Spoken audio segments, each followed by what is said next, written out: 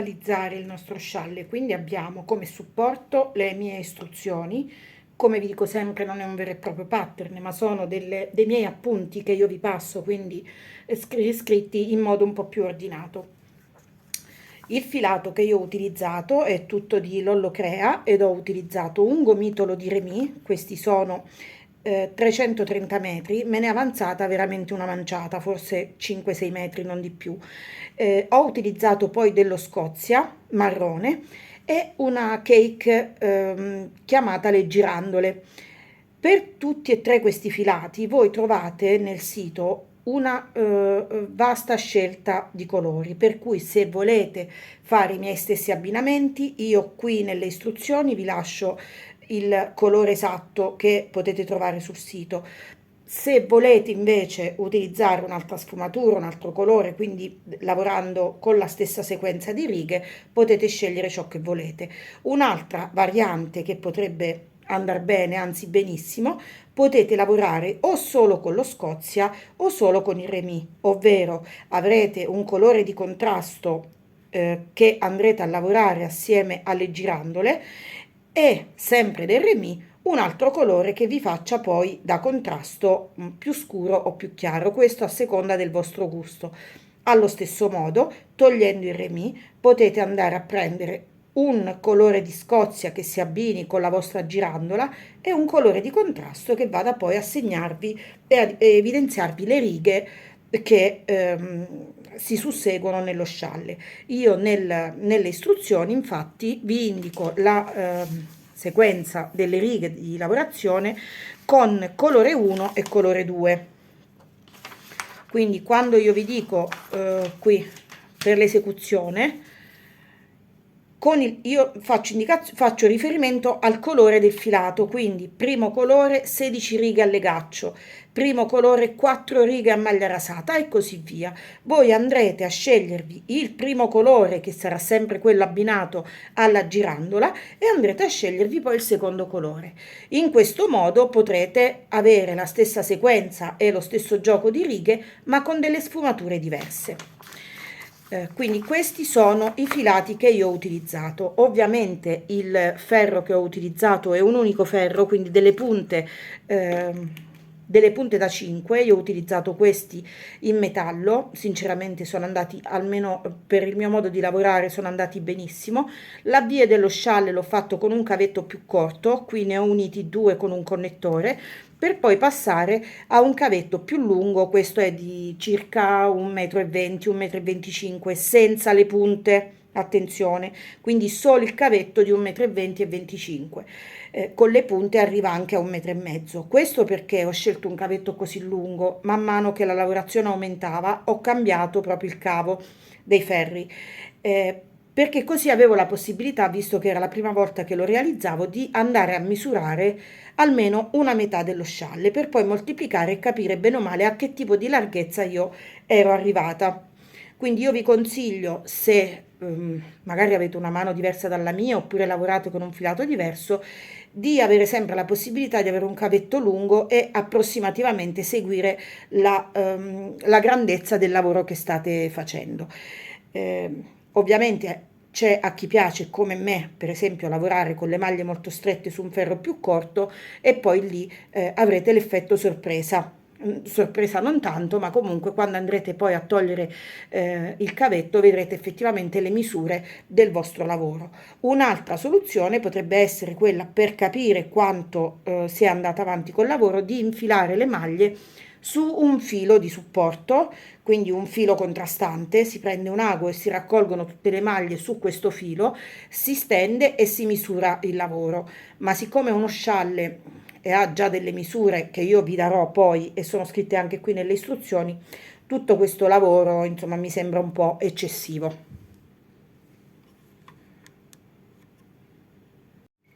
Un'altra cosa molto importante sono i marcapunto, perché ci andranno a segnare proprio i punti prima e dopo i quali andranno effettuati gli aumenti. E su questo dobbiamo fare molta attenzione, perché altrimenti il nostro scialle non crescerà in modo simmetrico. ehm, e talvolta io ho visto degli scialle con una spighetta dietro, quindi parlo di questa, che poi alla fine è quella che è decorativa, non so se si vede bene, poi ve l'avvicino, cambio inquadratura, di questa spighetta qui, a volte è molto irregolare perché può succedere che si perdano gli aumenti, quindi che magari per un giro non si facciano gli aumenti piuttosto che si facciano doppi o si sposti la maglia che ci va a delimitare proprio la metà tra una parte dello scialle e l'altra. Quindi una cosa a cui prestare attenzione è proprio dove andiamo a posizionare il marcapunto, lì deve rimanere, dobbiamo fare sempre lì gli aumenti. Adesso cambio inquadratura e io vi farò vedere nel tutorial l'avvio dello scialle in modo che sarà per tutti molto più semplice. Io ovviamente in questo tutorial mi sto rivolgendo alle principianti, chi già sa lavorare ai ferri può saltare tutto, scaricarsi direttamente dal mio blog, vi lascio le informazioni qui sotto nel link. Si può scaricare l'alternanza delle righe che io ho utilizzato, tutte le informazioni, e può tranquillamente sorpassare e sorvolare a tutte queste note tecniche che sono più rivolte per chi magari sa lavorare a maglia però non ha lavorato uno scialle oppure una forma così triangolare o una sequenza di righe scambiate che vuole seguire con la lettura delle istruzioni. Quindi quello che andremo a vedere adesso sarà l'avvio, come mettere i marcapunto, e poi vi farò vedere semplicemente come andare a lavorare queste macchiette del colore tra un colore e l'altro, che non sono altro un lavoro fatto a due fili. Eccolo qui, dietro c'è questo, quindi questo scialle avrà il dritto e il rovescio. Io non ho fatto altro qui che lavorare due maglie con il marrone e una maglia con il primo colore, quindi due maglie con il secondo colore e una maglia con il primo colore per un solo giro. L'alternanza, i colori, le righe, l'altezza delle righe, del legaccio, della maglia rasata, potete personalizzare tutto come volete. Questa è solo un'idea, uno spunto per farvi lavorare, per farvi realizzare lo scialle che ho fatto io. Chi lo vuole fare identico può seguire le mie istruzioni, chi vuole variare e magari anche farlo tutto al legaccio ha la possibilità di personalizzarlo come vuole, anzi più ci si impegna con la fantasia e più alla fine del lavoro avremo soddisfazione. Adesso cambio inquadratura e andiamo a vedere l'avvio dello scialle.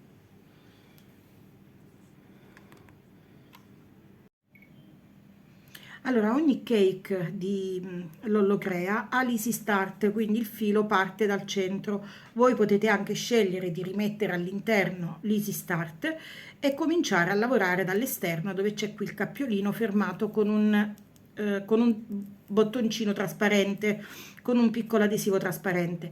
Io preferisco sempre lavorare dall'interno, in particolare se ho due fili, perché ho meno possibilità che questi si intreccino in modo antipatico, poi da farmi rallentare il lavoro.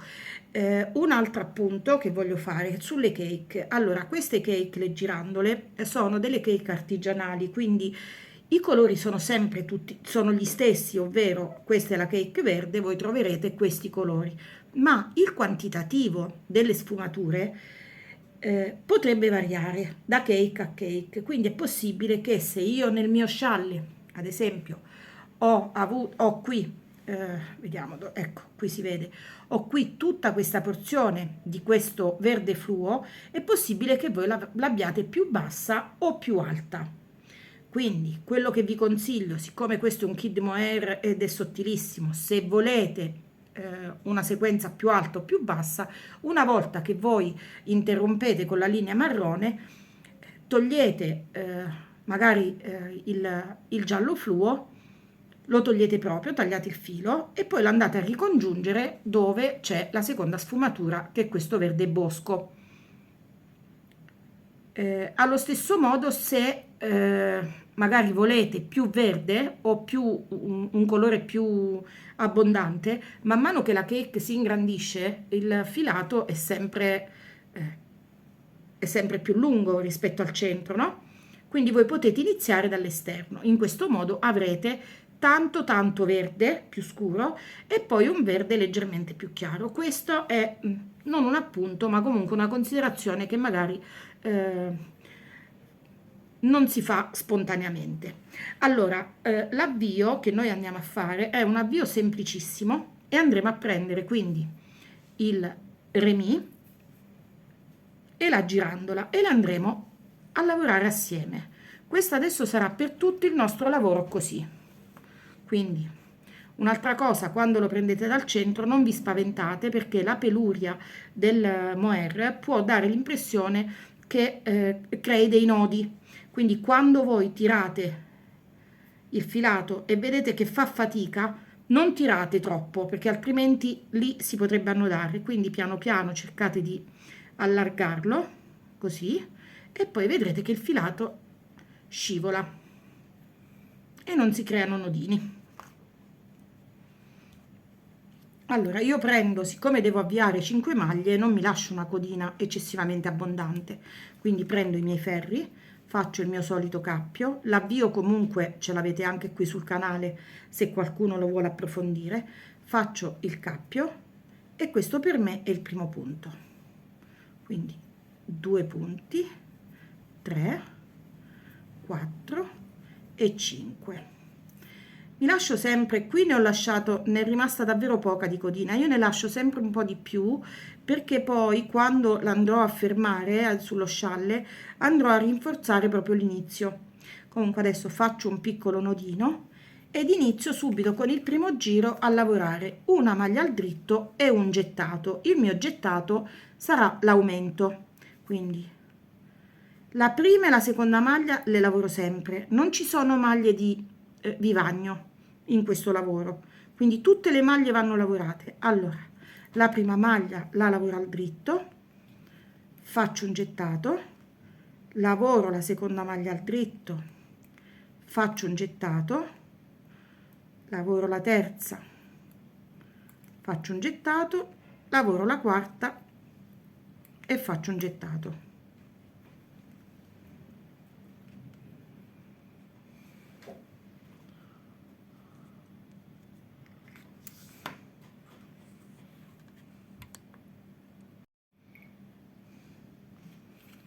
Lavorati i miei gettati, adesso dobbiamo fare attenzione al secondo giro. Un attimo, come mai adesso questo non mette a fuoco? Aspettate, vediamo, forse ho toccato qualcosa. Ecco qui. Allora, lavorate le nostre maglie, adesso il giro di setup, proprio quello importantissimo che ci permetterà poi di non sbagliare mai con gli aumenti, è questo e dobbiamo fare particolare attenzione. Quindi lavoriamo la prima maglia, mettiamo un marcapunto, lavoriamo il gettato fatto in precedenza che sarà la nostra seconda maglia, lavoriamo la terza, lavoriamo l'altro gettato che sarà la nostra quarta maglia, mettiamo un marcapunto, lavoriamo una maglia, mettiamo nuovamente il marcapunto, lavoriamo adesso una, 2 e 3 maglie e rimettiamo il marcapunto e lavoriamo la nostra quarta maglia, scusate, la nostra ultima maglia. Allora, come vedete qui abbiamo adesso 4 marcapunto che ci vanno a segnare la prima maglia dove dovremo andare a fare il marcapunto, la maglia centrale che sarà quella che sarà costante per tutto il nostro lavoro e l'ultima maglia dove abbiamo poi l'altro aumento. Quindi adesso passiamo al terzo giro e procediamo in questo modo. Lavoriamo la prima maglia e lavoriamo sempre la prima, spostiamo il marcapunto, subito dopo aver spostato il marcapunto andiamo a fare un gettato e andiamo a lavorare fino a prima del marcapunto successivo. Quindi facciamo 1, 2, 3. Qui abbiamo il nostro marcapunto, facciamo l'aumento, passiamo il marcapunto, lavoriamo la maglia centrale, passiamo il marcapunto e facciamo nuovamente l'aumento. prima di spostare l'ultimo marcapunto facciamo l'aumento, sempre con un gettato. Passiamo il marcapunto e lavoriamo l'ultima maglia.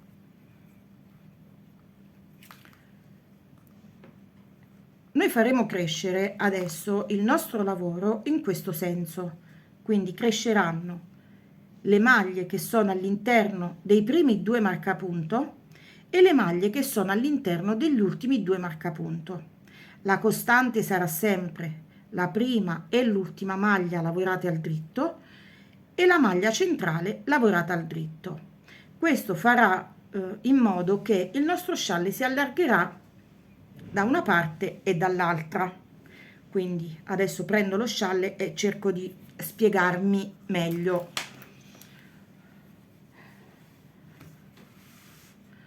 Quello che io ho fatto adesso è stato montare 5 maglie, che sono queste, sono l'inizio. Ho lavorato una maglia che è questa, ho lavorato un aumento che mi ha formato un piccolo buchino, ho lavorato le 3 maglie e ho lavorato la maglia centrale. Se voi vedete, la maglia centrale ha un buchino a destra e uno a sinistra, vuol dire che l'aumento viene fatto a destra e a sinistra della maglia centrale. Noi non facciamo altro che avere la costante della prima maglia e l'ultima maglia, che saranno queste, della maglia centrale, che è questa qui, e il nostro lavoro crescerà a destra e a sinistra di queste 3 maglie, quindi in questo modo, così. Man mano che andiamo avanti aumentano i 2 rettangoli, i 2 triangoli, scusate, a destra e a sinistra del centro. Ovviamente quello che sto dicendo adesso è rivolto alle principianti. Io so bene che chi sa fare uno scialle questa cosa la sa e la dà per scontata. Quindi il nostro scialle è importante che noi capiamo e teniamo bene a mente come lo stiamo lavorando, quindi in che modo sta crescendo. E sta crescendo da questa parte, la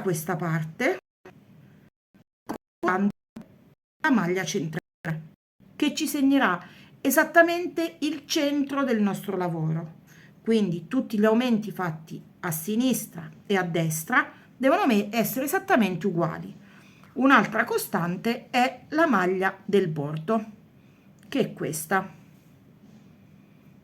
Questa è una maglia e questi sono gli aumenti.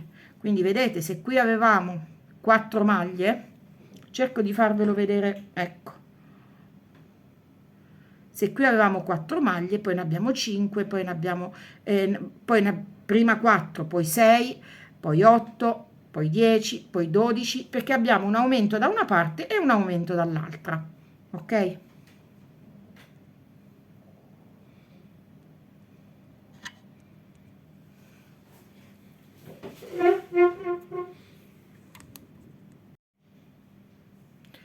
Quindi adesso abbiamo fatto il primo e il secondo giro. Se voi prendete e avete stampato già le istruzioni, io parlo di primo ferro e secondo ferro. Dopo questo, quindi dopo avervi spiegato come effettuare gli aumenti, possiamo iniziare il lavoro vero e proprio. E quindi indico qui le sequenze da seguire, sempre che voi lo vogliate poi fare uguale al mio. Allora, come riferimento, per come ho detto già prima, io prendo il colore, quindi con il primo colore, che sarà il colore chiaro con il quale abbiamo iniziato lo scialle, andiamo a fare 16 righe di legaccio. 16 righe di legaccio corrispondono a 32 righe di lavorazione. Quindi per fare una riga di legaccio, il legaccio è questo, per fare questa riga dobbiamo andare a fare 2 giri di maglia al diritto, cioè 2 righe di maglia al dritto. Quindi considerando sempre che dobbiamo andare a fare gli aumenti a giri alterni, quindi dove abbiamo il gettato e lo andiamo a lavorare vuol dire che l'aumento non va fatto, dove non abbiamo il gettato dobbiamo andare a fare l'aumento, per cui adesso facciamo 16 righe di maglia al dritto, considerando sempre gli aumenti prima e dopo i marcapunto, per come ho detto all'inizio. Allora adesso questo lo facciamo assieme, quindi inizio con il mio primo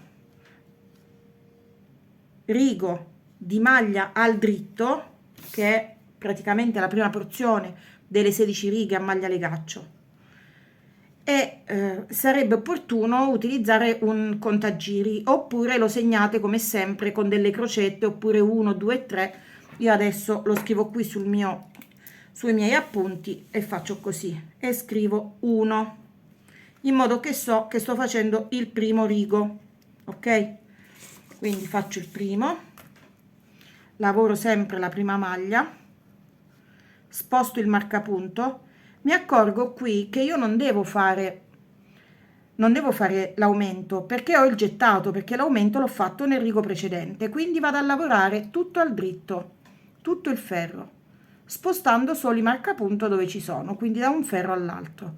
Qui c'è un altro gettato e la lavoro al dritto, sposto il marcapunto, lavoro la maglia centrale sempre al dritto, sposto il marcapunto e lavoro fino alla fine, e sto terminando il mio primo giro al dritto dei 32 che mi andranno a formare le 16 righe di legaccio. Adesso sul mio foglio scrivo 2, lavoro la prima maglia. Nel rigo precedente io non ho fatto aumenti, adesso il giro è la volta degli aumenti, quindi sposto il marcapunto, faccio l'aumento, lavoro fino a prima del marcapunto,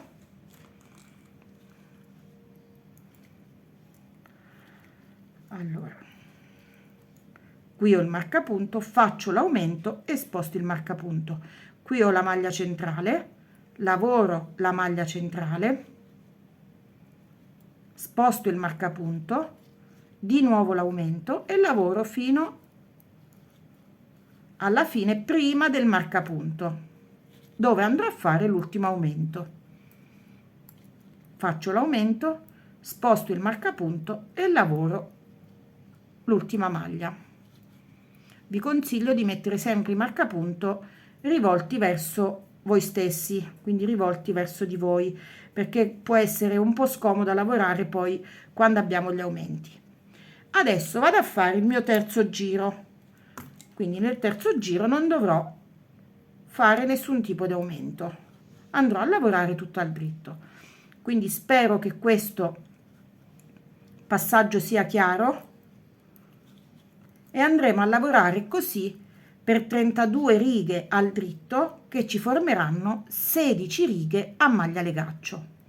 Io adesso non ripeto tutta la lavorazione che ho fatto all'inizio, ora faccio un po', lavoro un po' di righe al legaccio, e poi andremo a vedere come trasportare il colore per non tagliare ogni volta il filo, il primo e il secondo colore, e come andare a lavorare con due fili, quindi con due colori sulla stessa riga.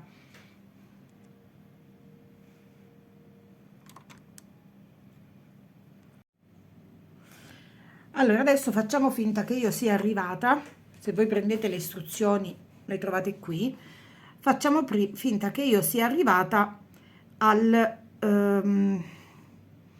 rigo dove devo andare a fare il cambio di colore, quindi dopo le 8 righe di legaccio io qui ho un rigo come segue al dritto, 2 punti con il primo colore e un punto con il secondo colore, tutto questo sulla maglia al legaccio, ed è questa parte qui dove ci sono queste piccole puntine. Quindi io, dopo aver lavorato al legaccio, vado a lavorare nuovamente 2 punti al dritto con il primo colore e un punto al dritto con il secondo colore. Quindi prendo lo Scozia, che è il secondo colore, lavoro i 2 punti, quindi lavoro il primo, passo il marcapunto, lavoro il secondo colore.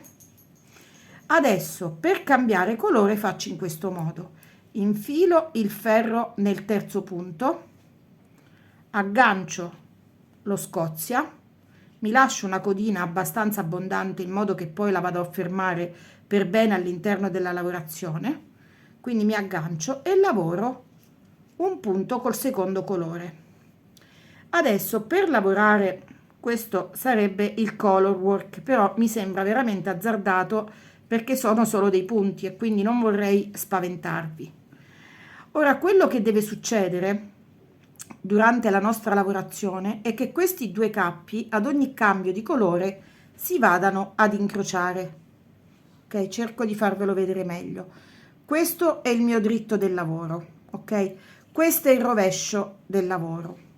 Sul rovescio questi capi si devono andare ad incrociare, quindi io lascio il marrone, lo lascio cadere e prendo l'altro colore e questo lo tengo con l'altra mano in modo che dietro si incrociano e vado a lavorare i miei due punti col primo colore, quindi 1 e 2.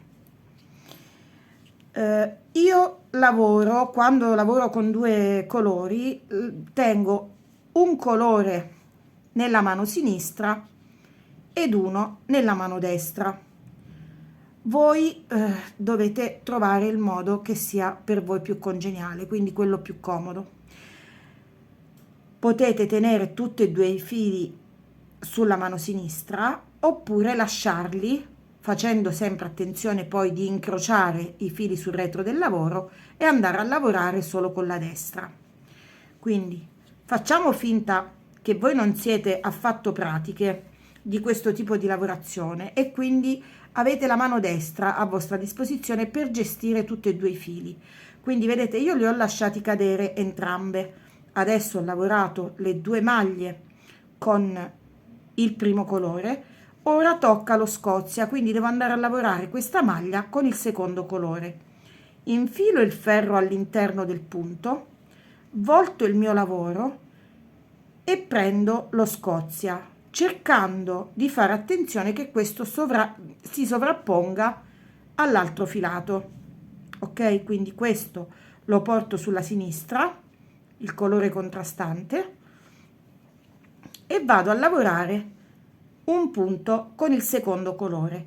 Quando lavoro con due colori, devo tenere queste maglie del ferro sulla destra, quindi le maglie che io ho lavorato, abbastanza larghe, in modo che dietro i fili abbiano lo spazio necessario per poi non creare arricciature oppure che il filo non si rilassi troppo una volta che io ho terminato il lavoro. Quindi è molto importante guardare la tensione e guardare e osservare bene il retro all'inizio. Adesso cerco di cambiare inquadratura, mi metto un pochino più vicino rispetto a come sono ora e andiamo avanti e vediamo nel dettaglio come andiamo a lavorare. Allora, adesso devo lavorare due maglie con il primo colore. Volto il mio lavoro, prendo il primo colore e me lo porto sulla mano sinistra, ok? Il filo di contrasto lo faccio passare sulla destra. Queste maglie le tengo ben larghe, in questo modo, vedete, non le tengo strette vicino al ferro, lascio la punta piuttosto scoperta. Io lavoro così perché mi dà la giusta tensione e vado a lavorare le mie due maglie con il primo colore. Lascio il primo colore, giro il lavoro, prendo il colore di contrasto e lo porto sulla mano sinistra e tengo sempre le maglie molto larghe e vado a lavorare una maglia. Se io lavorassi con tutti e due i fili, tenendoli uno nella mano destra e uno nella mano sinistra, farei in questo modo. Quindi terrei il secondo colore sulla mano sinistra, il primo colore sulla mano destra. Lavoro due maglie, oppela, ho sbagliato. Adesso tocca ai due punti con il primo colore, quindi vado sopra al colore di contrasto, faccio una e due maglie e adesso ne lavoro una con il marrone, una e due e una con il marrone, tenendo le maglie ben larghe qui sul ferro di destra. Quando io metto a posto le maglie e vanno loro in modo naturale, si stringono, e volto il mio lavoro, qui ho questo passaggio di filo, vedete, e non ci sono questi fili cadenti rilassati. Quindi una volta che io poi andrò a lavare tutto il mio lavoro, otterrò questo risultato. Questi sono i fili che sono passati da una parte all'altra per lavorare queste maglie che stiamo lavorando adesso noi, questi dritti, questo piccolo color work sul legaccio, per intenderci. Quindi adesso continuiamo.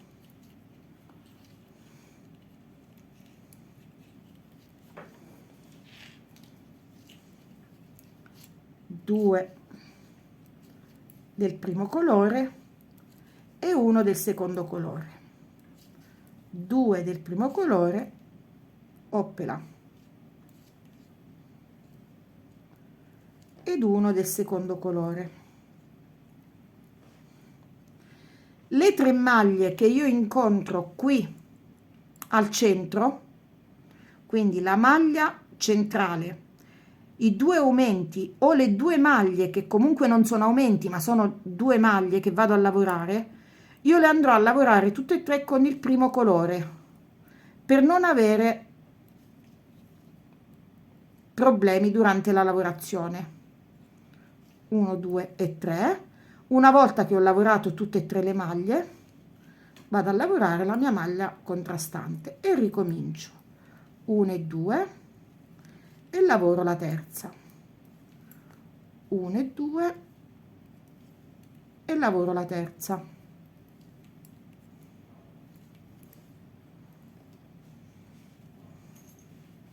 Adesso voglio arrivare fino alla fine del rigo, in modo che vi faccio vedere poi come andare a trasportare i fili sulla lavorazione per non tagliare ogni volta il colore, scusate, il filato. E quindi 1, passo il marcapunto, e 2, ed ho terminato il mio giro. Adesso devo andare a fare un giro sempre al dritto con, ecco qui, sto facendo solo confusione. Allora,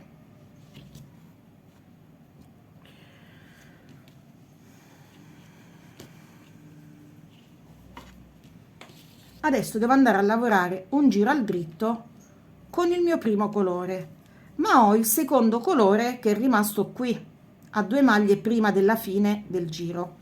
Allora, per trasportarlo, che cosa faccio? Porto la prima maglia senza lavorarla sul ferro di destra, passo il filo tra tutti e 2 i ferri e rimetto a posto la maglia che non ho lavorato.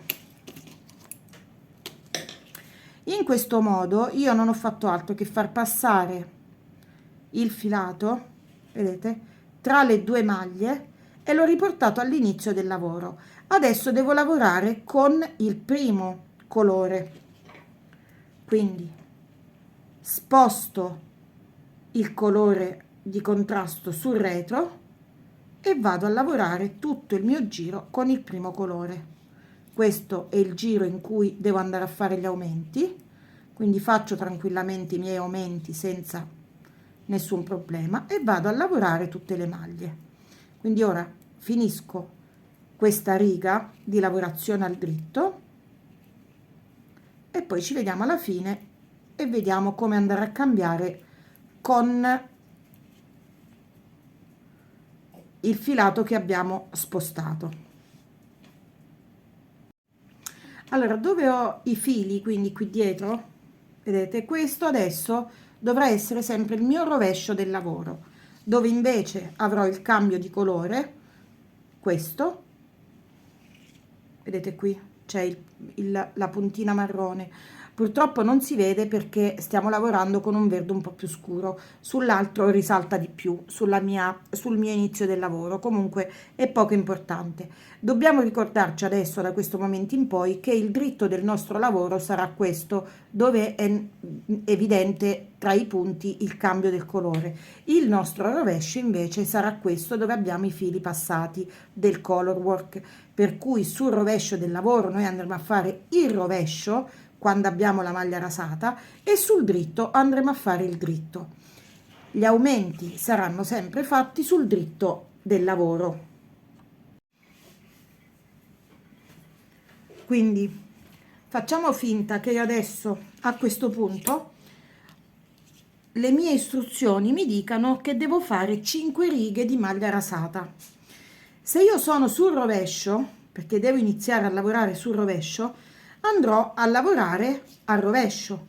Quindi la prima maglia sempre al dritto, passo il marcapunto e vado a lavorare tutto il rigo al rovescio.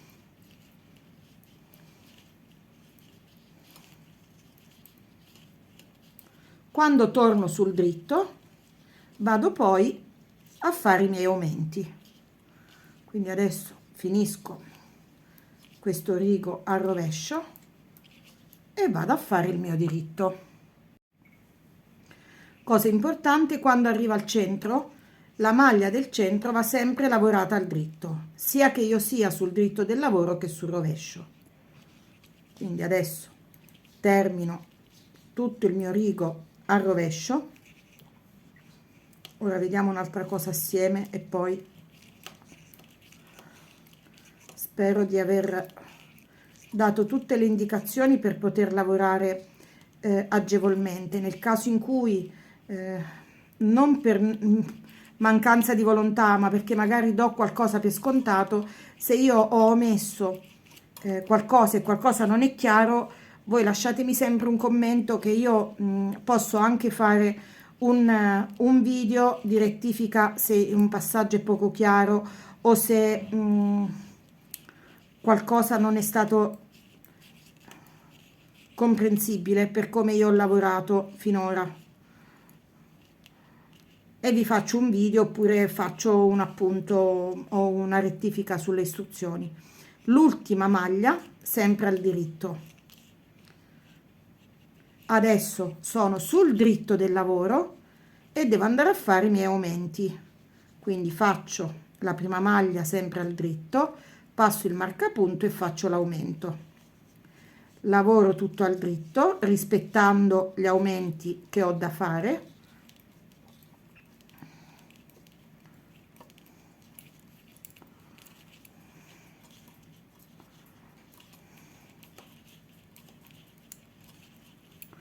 Ed ecco qui che abbiamo la maglia rasata, quindi il primo rigo che abbiamo fatto sul rovescio e il rigo che stiamo facendo adesso.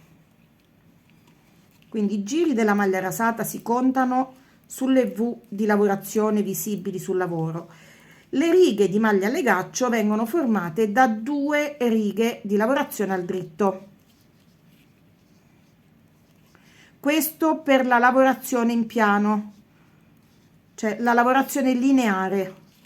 Per la lavorazione circolare la maglia a legaccio è diversa, e questa magari poi lo vedremo in un altro video.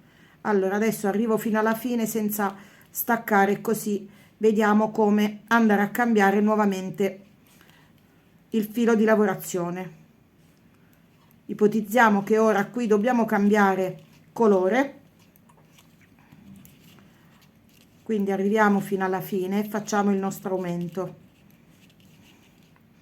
Passiamo il marcapunto,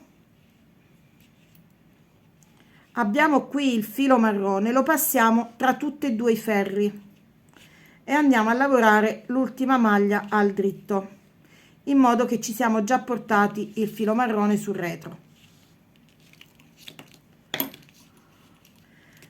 Adesso dobbiamo cambiare lavoro e dobbiamo andare a lavorare a rovescio, perché dobbiamo fare la maglia rasata marrone, quindi col secondo colore.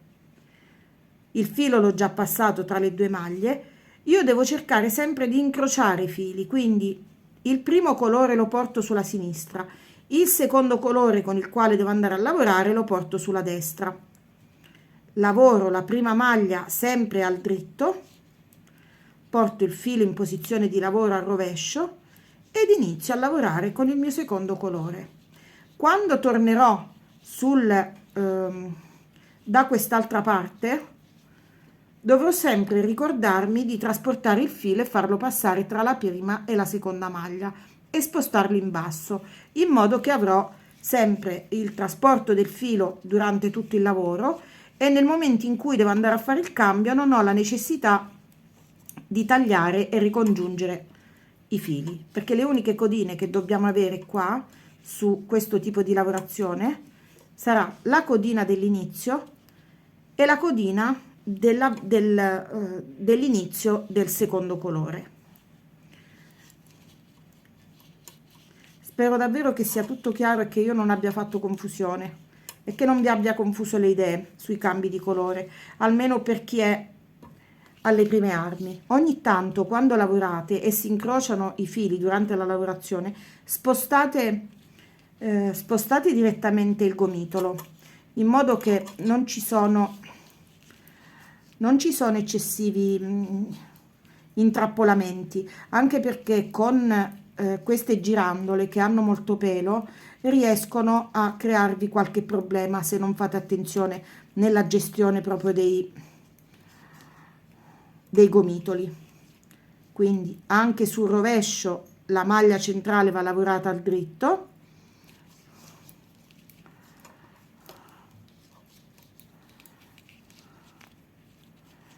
e sto arrivando alla fine. Arrivo alla fine in modo che andiamo a vedere la chiusura e poi ho davvero detto, spero di aver detto tutto.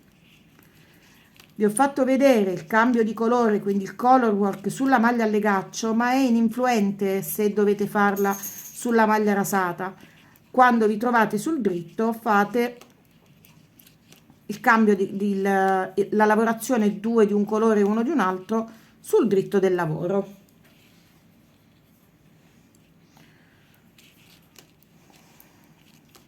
Allora, sono arrivata alla fine.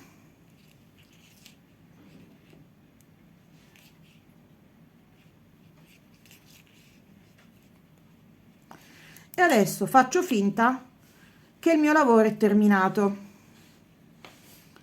e devo andare a chiudere tutti i miei punti. Io ho chiuso con una chiusura elastica, ve la straconsiglio perché guardate, se voi specialmente cambiate l'alternanza, fate tutto quello che volete, personalizzazioni come meglio credete, però quello che io vi consiglio è di fare gli ultimi 4 giri, quindi le ultime 8 righe di lavorazione, quindi 4 righe di maglia a legaccio, perché veramente la chiusura viene elastica, non vi crea problemi, non vi crea arricciature e lo scialle risulta veramente rifinito sulla base.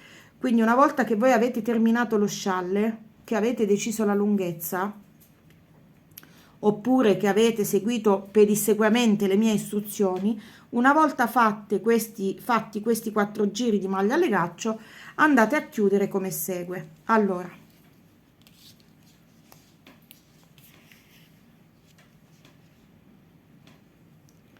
si lavora la prima maglia. Aspettate che qua sto andando in continuazione fuori camera. Ecco qui. Allora, si lavora la prima maglia, lasciamo cadere il marcapunto, questa maglia si porta sull'altro ferro, entriamo sulla maglia che abbiamo portato sull'altro ferro e andiamo ad agganciare la maglia sul retro e lavoriamo. Ve lo faccio rivedere. Porto la maglia sul ferro di sinistra, entro all'interno della maglia che ho appena portato sul ferro di sinistra e mi aggancio con la maglia che la sussegue e la lavoro.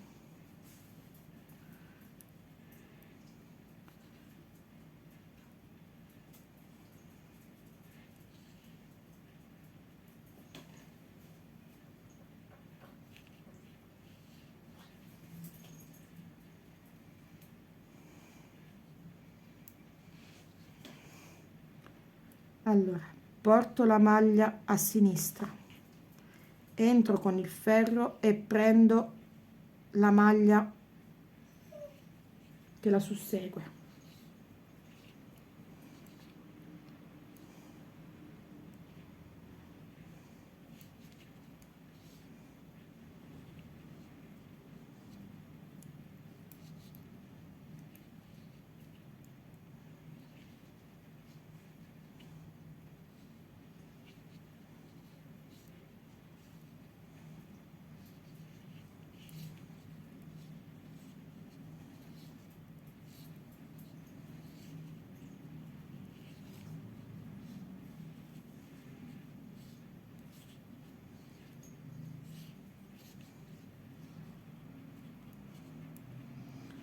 Facendo questo tipo di lavoro ogni tanto andate a tastare l'elasticità, perché se magari state lavorando troppo stretti, qui rischiereste poi di avere una ricciatura e sarebbe davvero brutto. Quindi ogni tanto lasciate la maglia, lasciate il cappio così, tirate e vedete se l'elasticità è giusta. Questa è una chiusura elastica che io uso spessissimo nella chiusura degli scialle oppure delle maglie che non hanno del bordo, o se lavoro bottom up un golfino o una maglia o un capospalla, anche per il collo, anche se preferisco la chiusura tubolare per il collo, mi piace molto di più, è molto più rifinita. Io credo di aver detto tutto, credo di aver fatto vedere tutti i passaggi.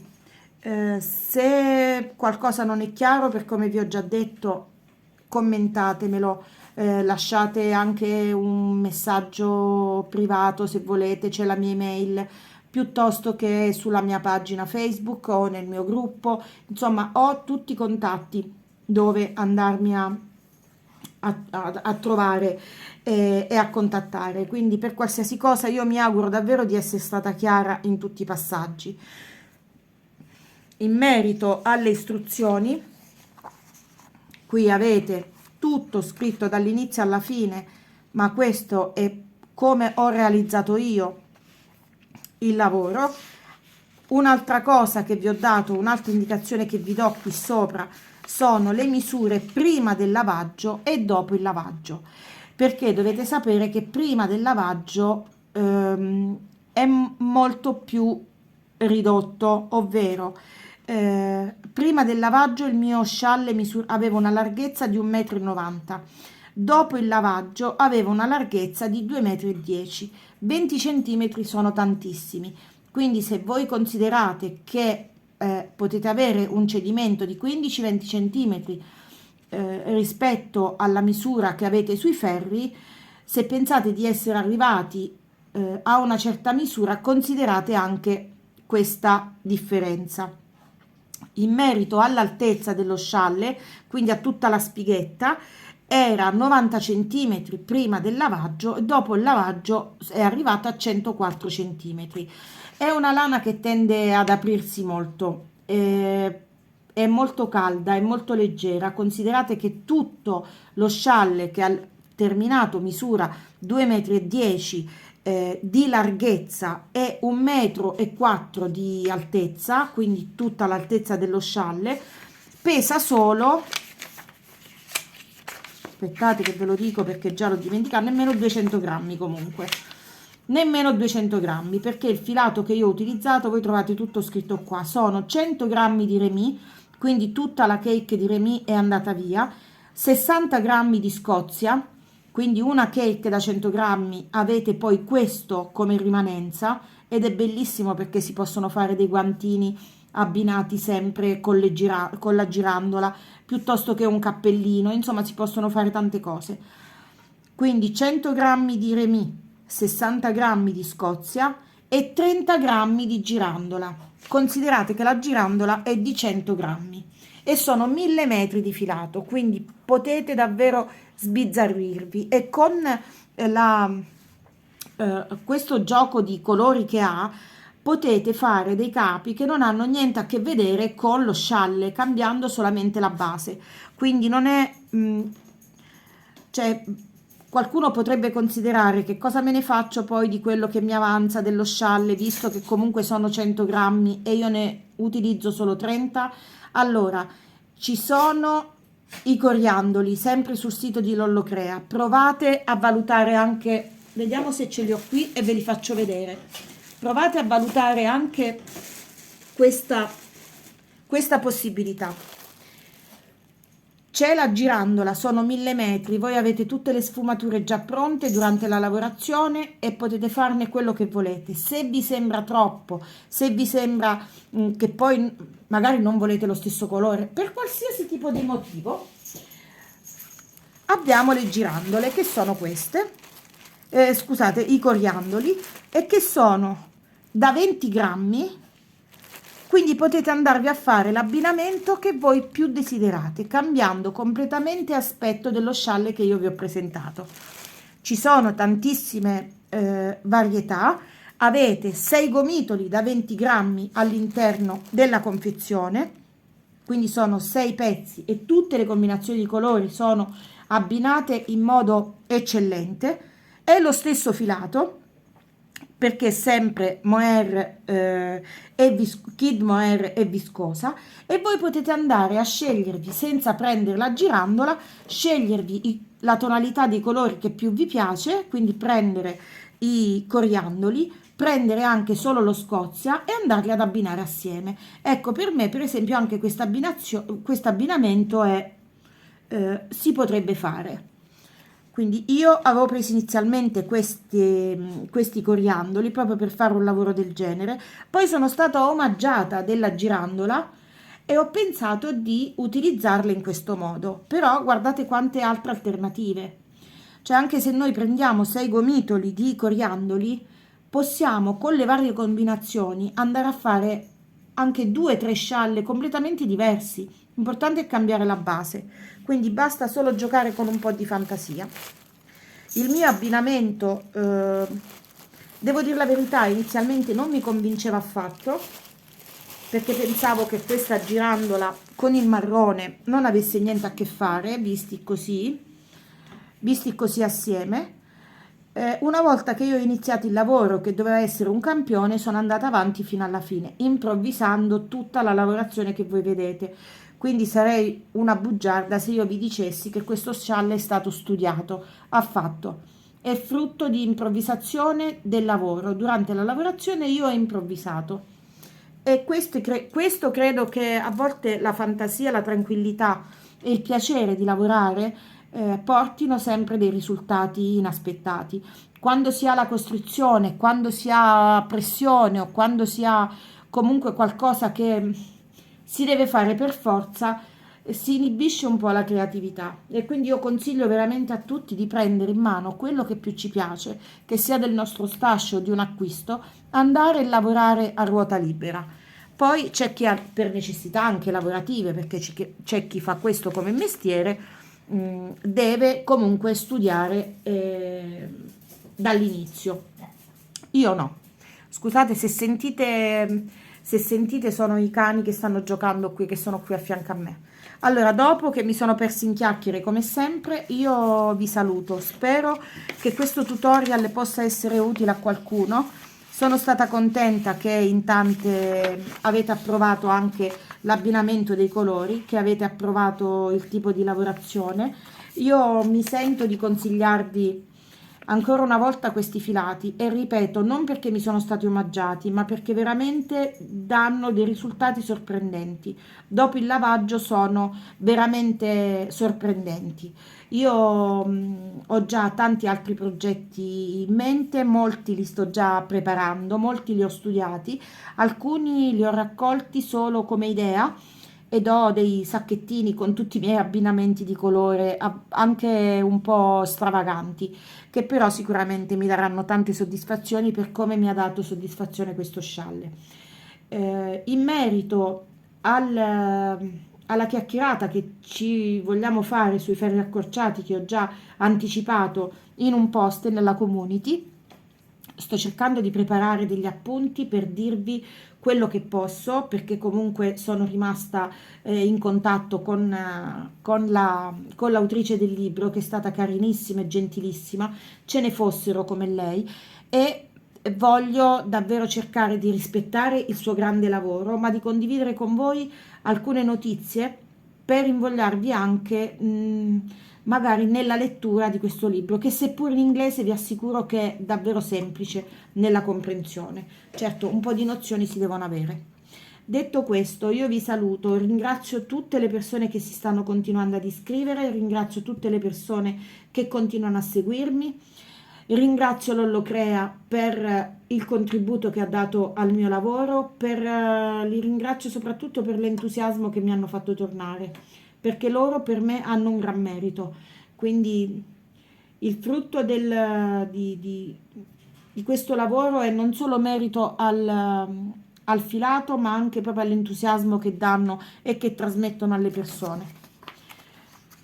Se tutto il mio lavoro vi è piaciuto, se sono stata utile a qualcuno, mi lasciate un pollice in su, mi fate davvero, mi date una grossa mano, perché così il video gira, lo vedono più persone, mi seguono più persone, si iscrivono e io sono sempre più invogliata a lavorare per voi e per me, ovviamente.